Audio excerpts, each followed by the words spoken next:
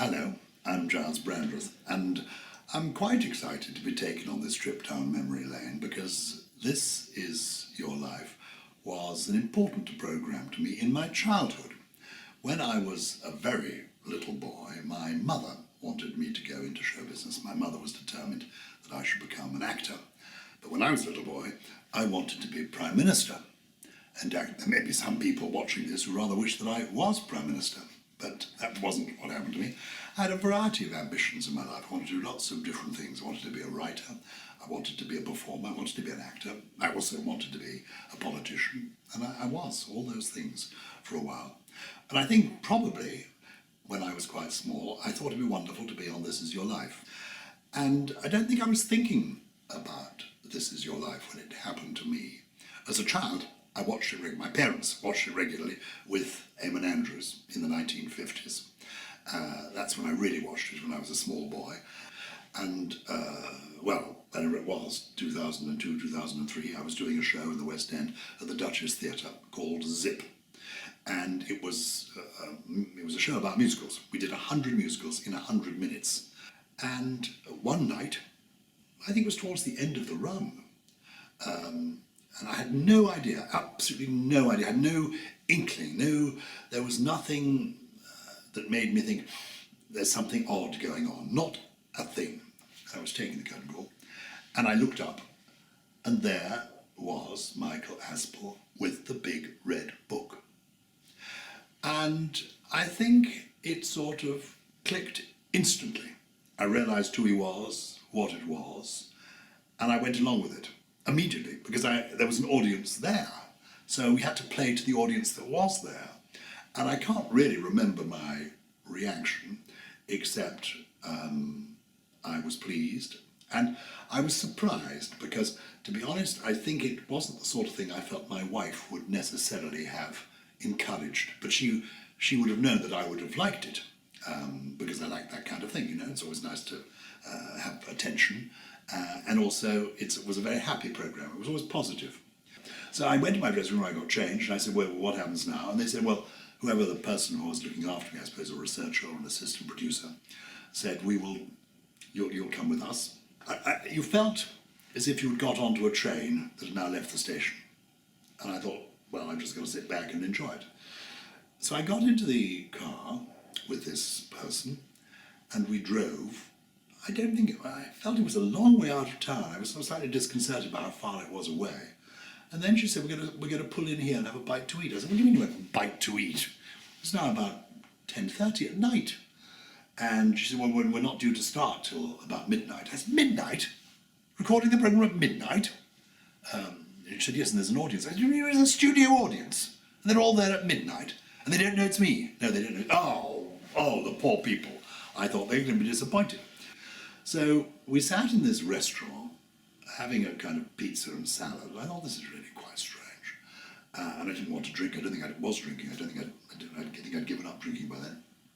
So I sat there with my sparkling water, my pizza and my salad, trying to make conversation with this person who wouldn't tell me anything, of course, because secrecy is the order of the day.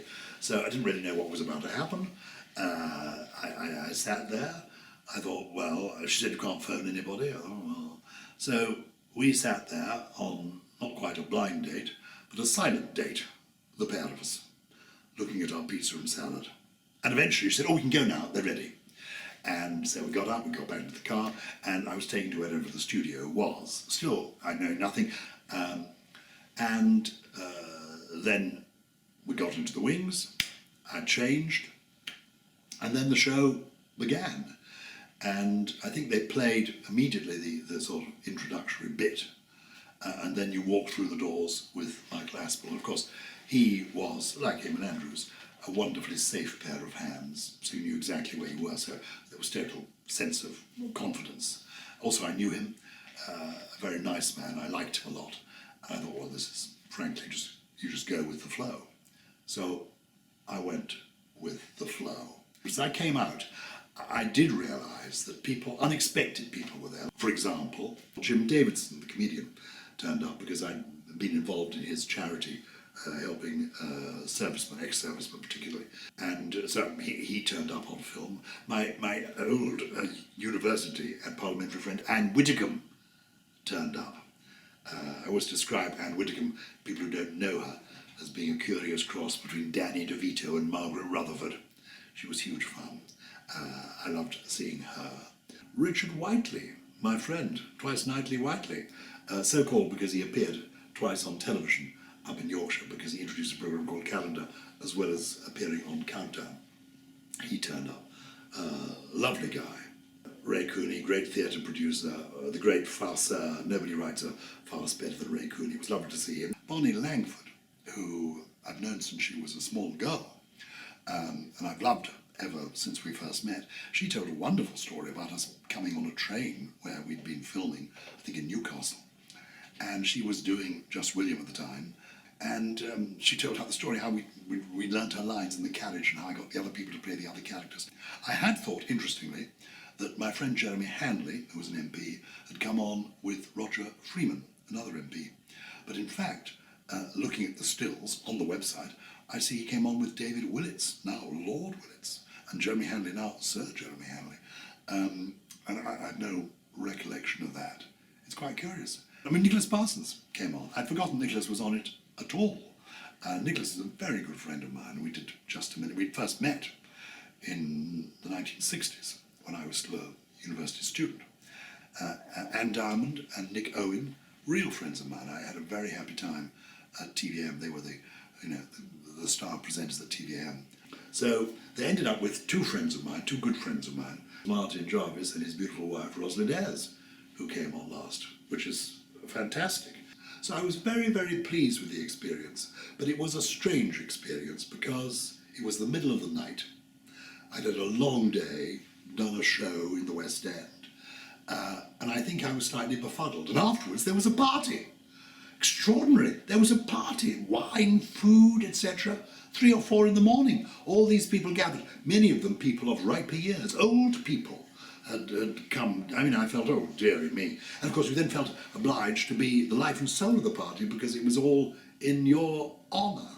Anyway, I have to say I was very grateful to my wife for letting it happen because she could easily have said, oh, let's not bother. But she didn't. I think a lot of it was done on automatic pilot because it was like being caught in the headlights. And I must tell your viewers that if I'm talking in any way sensibly about this, remembering any names, it's only because I've done homework for this encounter with the website, because it was a blur, a happy blur, but a blur.